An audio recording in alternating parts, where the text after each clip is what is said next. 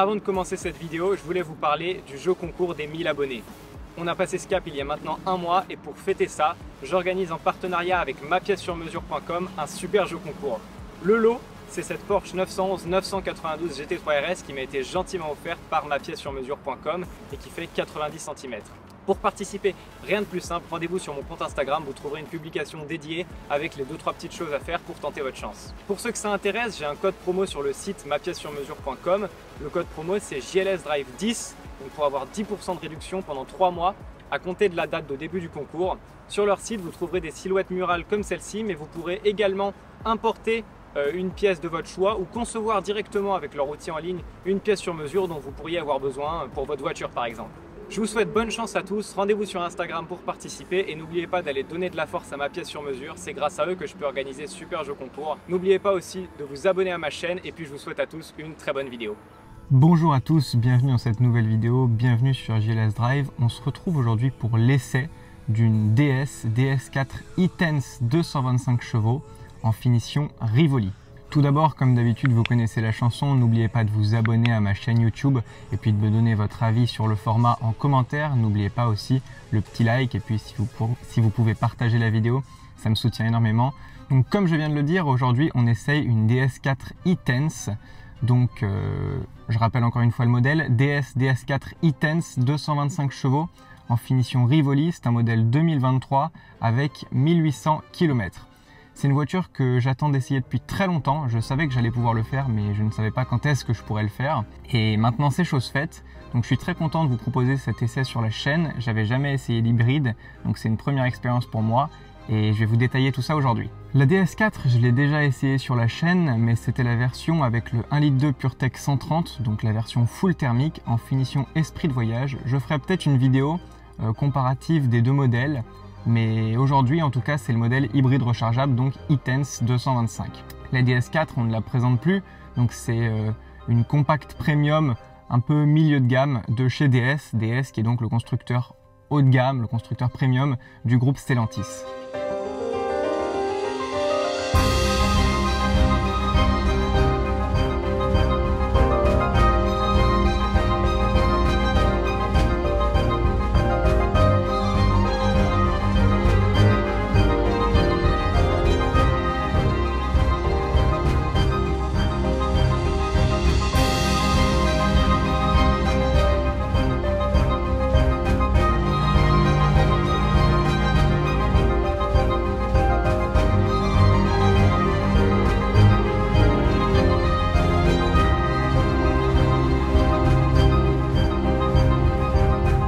Comme j'ai pu le dire, la DS4, j'en ai déjà parlé sur la chaîne, donc je ne vais pas énormément m'attarder sur les caractéristiques de la voiture en tant que telle, même si j'aborderai un peu quand même certaines caractéristiques dans cet essai parce qu'elles sont différentes du modèle complètement thermique. Mais ce qui va beaucoup nous intéresser aujourd'hui, c'est que ce modèle est donc hybride rechargeable. Hybride rechargeable, ça veut dire que cette voiture dispose de deux moteurs, un moteur thermique et un moteur électrique. Ce moteur thermique, c'est donc le bon vieux 1,6 litre PureTech ou THP selon les générations qui fait ici 180 chevaux et 250 Nm de couple. Le moteur électrique de son côté, lui, développe 110 chevaux et 320 Nm de couple. Mais de ce que j'ai pu comprendre, en gros, en cumulé, les deux moteurs ne peuvent pas dépasser 225 chevaux et 360 Nm de couple, qui fait déjà quand même des beaux chiffres. Donc voilà pour les motorisations de cette DS4. Donc comme je viens de le dire, le moteur électrique, il développe 110 chevaux quand il fonctionne seul. Dès qu'on passe en mode hybride ou en mode sport, je vais en parler juste après, le moteur électrique vient en soutien du moteur thermique et développe donc un petit peu moins de chevaux selon les modes et selon la façon dont la puissance est utilisée. Pour donner quelques chiffres sur la voiture, elle pèse donc 1653 kg à vide, dispose d'un coffre de 390 litres de contenance et d'un réservoir de 42 litres. C'est évidemment une traction et on retrouve la fameuse boîte EAT8 dans cette DS4. La batterie, elle fait 12,4 kWh et le connecteur, c'est un connecteur AC de type 2 d'une puissance de 7,4 kW. Le 0 à 100 sur cette DS4 est annoncé en 7,9 secondes et le modèle du jour est livré avec deux câbles, un câble pour se brancher sur les bornes et un câble pour se brancher sur les prises domestiques. Côté esthétique, on retrouve extérieurement la DS4 qui est assez clivante, on aime ou on n'aime pas. C'est vraiment un mélange entre une berline et un SUV. Et c'est une voiture qui est à l'aise en ville grâce à son gabarit qui est plutôt compact, donc 4,40 m, mais aussi sur route et sur autoroute. L'esthétique, elle est d'ailleurs très travaillée, comme on peut voir avec les phares à l'avant et à l'arrière, et puis le capot long, le côté un peu coupé, c'est assez atypique. À l'intérieur, on retrouve donc une sellerie en cuir simple noir. Pour les options, ce modèle dispose du DS Drive Assist 2.0, donc avec le régulateur adaptatif avec maintien dans la trajectoire et le toit ouvrant.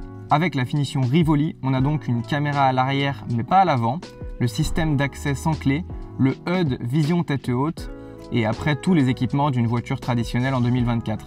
Les feux et les essuie-glaces automatiques, l'écran au centre avec le CarPlay, les airbags évidemment, le SP, l'ABS, etc. Un contrôle de traction intelligent et des systèmes d'aide au freinage d'urgence. Il y a aussi pas mal d'alarmes si on sort de la voie, si on s'approche un peu trop d'une voiture. Ça fait beaucoup de bip et c'est parfois un peu chiant, voire incompréhensible.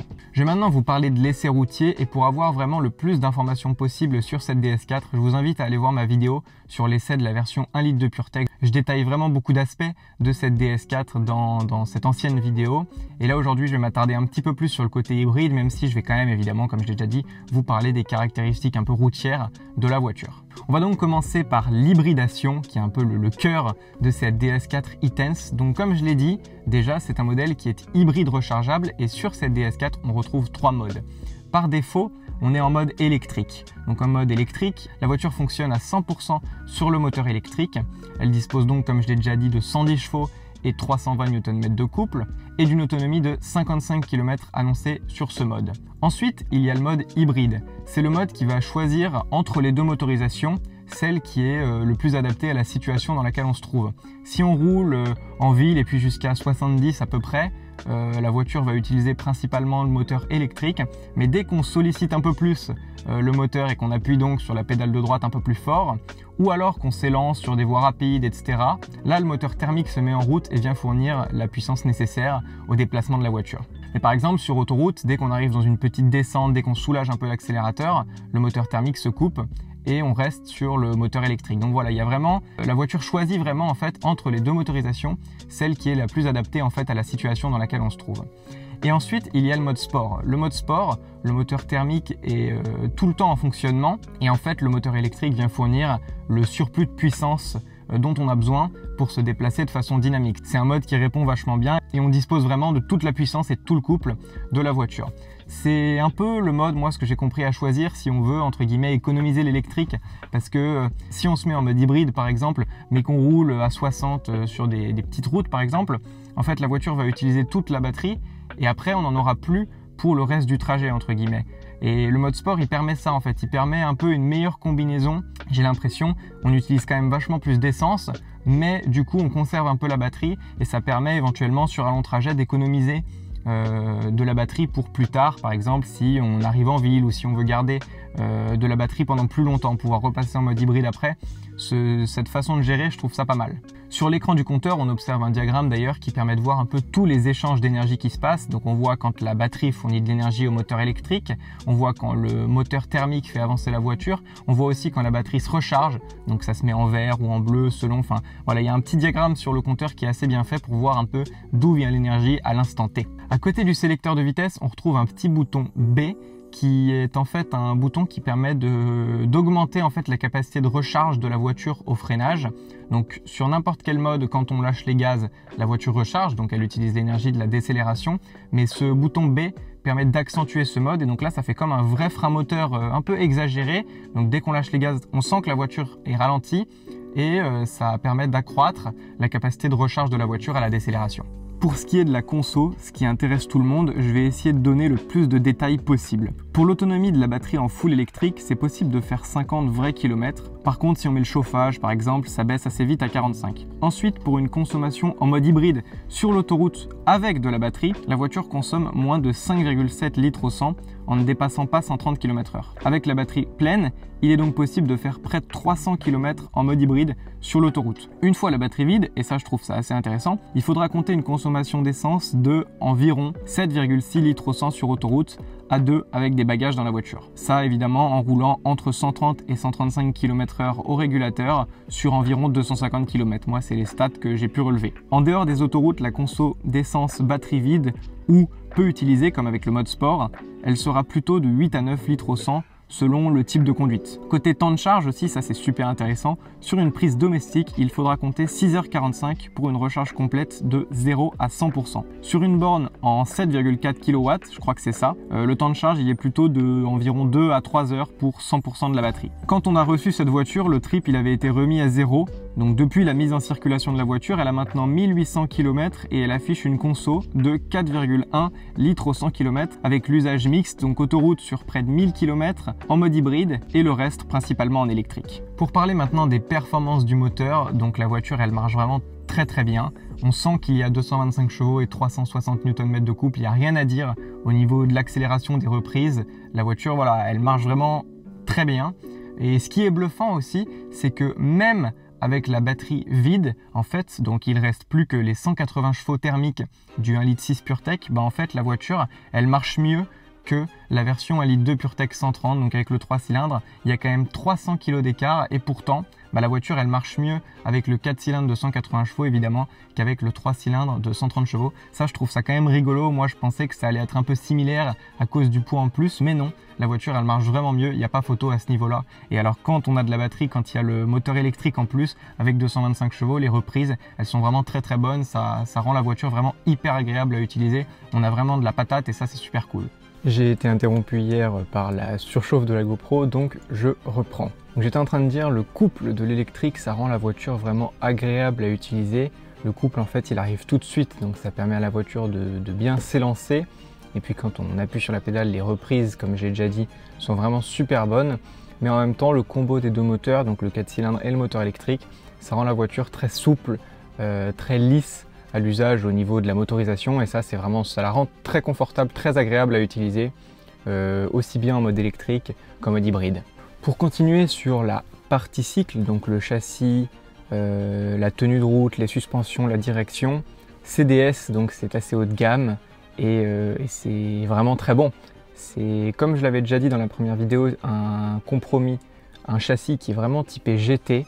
C'est un châssis qui appréciera être emmené avec du rythme sans problème, mais pas du tout en conduite sportive, et c'est d'ailleurs pas ce qu'on lui demande. Si on essaye, comme je l'avais dit, d'accélérer jusqu'au virage, de freiner, si on casse vraiment la vitesse de la voiture, là elle devient assez désagréable, elle se comporte de façon assez désagréable.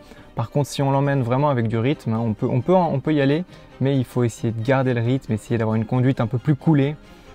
Et c'est une conduite un peu, j'ai envie d'appeler ça GT, et c'est assez cohérent, ça correspond bien un peu au profil, à l'usage qu'on pourrait faire de la voiture. Après, pour vraiment ce qui est du ressenti au niveau de la conduite, ce toucher de route DS où les remontées d'informations sont plutôt filtrées, pas trop quand même. Moi je trouve ça très agréable, ça rend la voiture très confortable à utiliser. Et puis ça la rend très cohérente, ça fit bien un peu l'aspect GT Premium que cette DS veut essayer de mettre en avant. Et ça je trouve ça plutôt bien. Donc voilà, au niveau du châssis, il n'y a vraiment pas grand chose à dire de négatif. Pour moi je la trouve très agréable et un point qu'on peut aussi noter, c'est qu'on ressent pas vraiment le poids. Vu que j'ai pu tester les deux voitures, donc la version thermique et la version hybride, il y a quand même 300 kg d'écart, on pourrait ressentir une différence assez importante et en fait on la sent pas vraiment. Et ça c'est super agréable aussi, la voiture reste tout aussi agréable malgré le petit embonpoint par rapport à sa petite sœur thermique. J'avais énormément kiffé le châssis de la DS4 thermique et j'avais une petite appréhension sur la version hybride. Je me disais, est-ce qu'on va pas ressentir le poids? Et en fait, pas vraiment. On le sent. Je vais pas dire qu'on ne le sent pas. Mais le train avant reste quand même tout aussi précis, tout aussi léger. On sent quand même le petit embonpoint on a la sensation que ça vient plutôt de l'arrière. Mais la voiture reste très équilibrée, très homogène. Et puis c'est vraiment un bonheur à conduire, c'est vraiment très agréable à conduire. Au niveau du freinage, pareil, rien à dire, c'est excellent. J'ai une sensation, je ne sais pas si c'est vraiment le cas, mais que la première partie de la pédale en fait correspond à la partie qui déclenche la récupération d'énergie. Donc en fait j'ai l'impression qu'on n'est pas tout de suite sur les freins quand on appuie sur la pédale de frein. Ça demande un petit temps d'adaptation quand même, mais une fois qu'on a compris ça, il n'y a aucun souci, la voiture freine très bien. Le feeling est bon, les freins sont tout à fait correctement dimensionnés pour le poids de la voiture. On est quand même à plus de 1800 kg quand on est deux avec les bagages, donc il faut quand même arrêter tout ce poids-là. Mais la voiture le fait très bien, il n'y a aucun souci à noter à ce niveau-là. Juste ce petit déclenchement de la recharge à la décélération sur la pédale de frein, ça c'est une sensation que j'ai et il faut s'y faire. C'est un feeling un peu étrange au début, mais au bout de quelques kilomètres, on s'y fait très bien, il n'y a aucun souci. Évidemment, c'est une voiture de 2023, donc très moderne, avec beaucoup d'options, et toutes ces options que certains pourraient qualifier de gadget, moi je trouve que ça rend la voiture vraiment très agréable à utiliser. Le toit ouvrant sur cet exemplaire, ça baigne vraiment l'habitacle de lumière et ça je trouve ça super agréable. Le régulateur adaptatif, c'est un bonheur. Personnellement, je suis pas très fan de la fonction maintien dans la voie, mais quand on appuie sur le commodo, on peut choisir entre l'assistance désactivée, le régulateur de vitesse adaptatif simple ou ce qu'ils appellent Drive Assist, donc le régulateur adaptatif avec le maintien dans la voie. Personnellement, je préfère utiliser simplement la fonction régulateur de vitesse adaptatif, mais par contre celui-ci fonctionne super bien et c'est super agréable à utiliser. Pareil, il y a une aide aussi quand on roule, il me semble au-dessus de 60 km/h et qu'on déborde de sa voie, même sur une route, une nationale à deux voies à double sens simple, la voiture, le volant il y a un petit bip, il y a un petit voyant qui s'allume sur le tableau de bord et le volant va vouloir nous remettre dans la voie. Ça pareil, je suis pas très fan, j'aime bien le désactiver mais ça se fait assez facilement.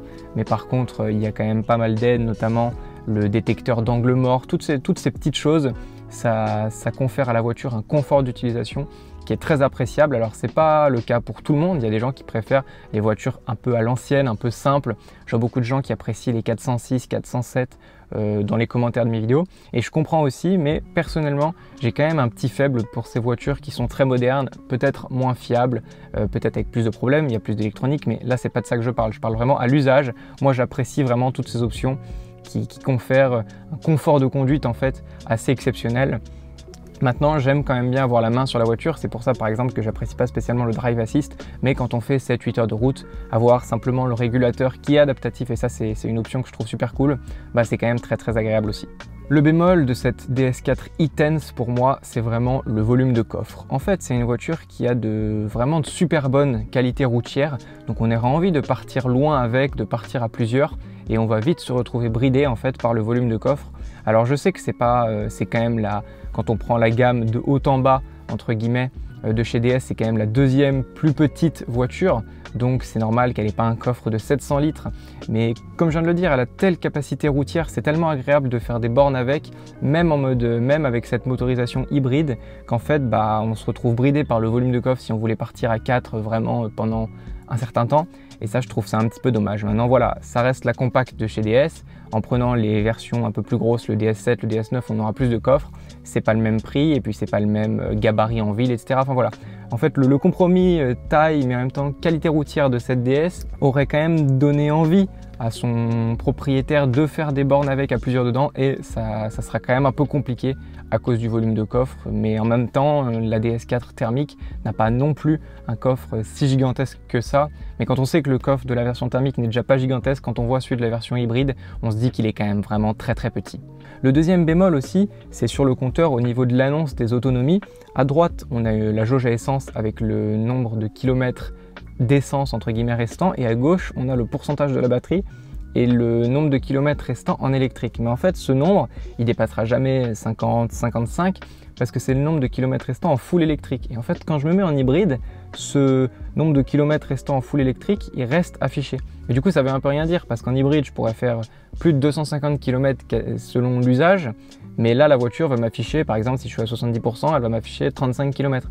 Ça aurait été appréciable que la voiture arrive à calculer, et je pense qu'on est capable de le faire vu le nombre de processeurs qu'il doit y avoir dans cette DS.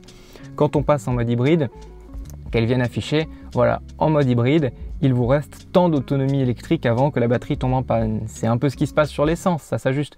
Dès qu'on se met en mode électrique, la voiture, la jauge à essence arrête de descendre. Donc on aurait pu, je pense, avoir un calcul de l'autonomie électrique restante en mode hybride, et c'est pas le cas, ça je trouve ça un petit peu dommage aussi.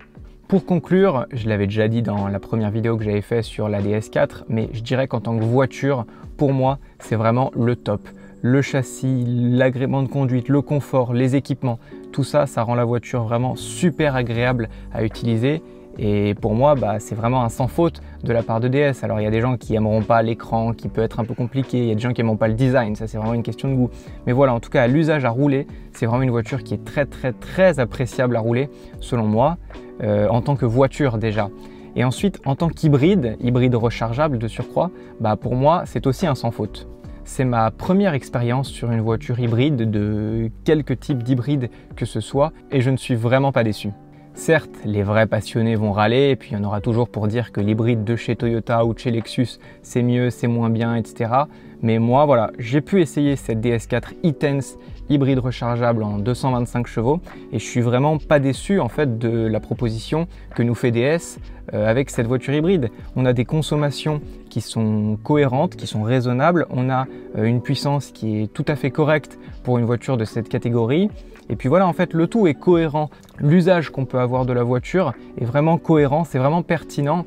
Pour faire un petit comparatif, par exemple, je ne suis beaucoup moins convaincu par la version hybridée, la micro-hybridation du 1 litre de PureTech avec les nouveaux hybrides 136. Parce que je crois je suis même pas sûr qu'il y ait une vraie autonomie électrique. En tout cas, s'il y en a une, c'est moins de 5 km. Et ça, je trouve que c'est pas pertinent. Je pense que ça consommera pas beaucoup moins qu'un litre de PureTech. Par contre, il y aura du poids en plus, il y aura de la technologie, donc de la complication en plus, et il y aura du volume de coffre en moins en plus.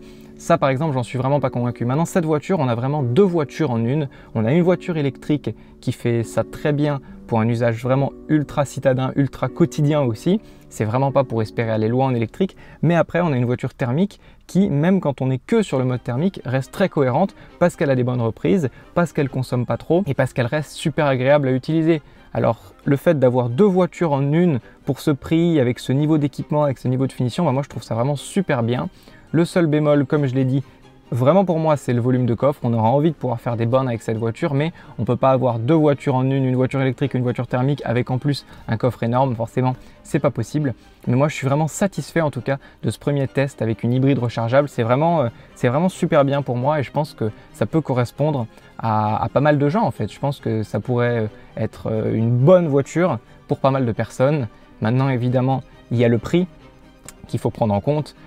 Cette voiture, elle coûte plus de 48 000 €. C'est quand même un certain budget. Si on arrive à le voir comme deux voitures en une, ça veut dire j'ai une voiture thermique qui me permet de faire des bornes et une voiture électrique, c'est rentable. Maintenant, je ne suis pas sûr que tout le monde arrive à penser comme ça forcément, mais voilà. Quand on sait le prix des voitures sur le marché actuel, l'augmentation que le marché a pu connaître et qu'on sait que cette DS4 en version 130 chevaux, elle est à quasiment 44 000 €, il y a quand même 4-5 000 € d'écart, mais il y a 4-5 000 € d'écart pour avoir deux voitures en une au lieu d'une seule voiture et puis aussi pour avoir de la puissance, pour avoir un moteur qui est un peu digne de cette voiture. Et ça, je trouve ça cool. La version de 130 chevaux, elle est vraiment pas du tout adaptée et à la gamme et à l'usage qu'on pourrait faire de la DS4. Et ici, 225 chevaux, quand on conduit, on se sent vraiment bien, on sent qu'il y a de la patate et ça, c'est quand même très appréciable, comme j'ai déjà pu le dire une quinzaine de fois dans cette vidéo. Je pourrais parler vraiment des heures de cette DS4 e-Tense 225 chevaux en finition Rivoli, mais je vais m'arrêter là, sinon la vidéo va faire 1 heure. En tout cas, voilà, comme vous avez pu le voir, j'ai vraiment apprécié essayer cette voiture. Je pense faire une seconde vidéo où je vais parler un peu plus en détail de l'hybride et essayer de la comparer avec la DS4 1 litre de PureTech 130 encore un peu plus en détail. Il y a 2-3 petits points que j'aimerais un peu mettre les uns en face des autres, mais voilà. Si cette vidéo vous a plu, n'hésitez pas à vous abonner à la chaîne, à mettre un petit commentaire, à liker, à partager cette vidéo. N'oubliez pas de me suivre sur Instagram et sur TikTok, @JLSDrive. Vous trouverez des petits contenus courts qui teasent un peu les vidéos qui sont disponibles sur la chaîne. Et puis si vous cherchez une boîte de production pour réaliser des vidéos corporate, des publicités pour votre entreprise dans n'importe quel domaine, vraiment pas que dans l'automobile, hein, ça peut être dans vraiment n'importe quel domaine, vous trouverez mon adresse email de contact ainsi que mon site internet dans la description. Je vous remercie encore de m'avoir regardé, ça me fait super plaisir de voir qu'il y a des gens qui apprécient ce que je fais. Et puis je vous dis à très vite pour une prochaine vidéo. Ciao tout le monde.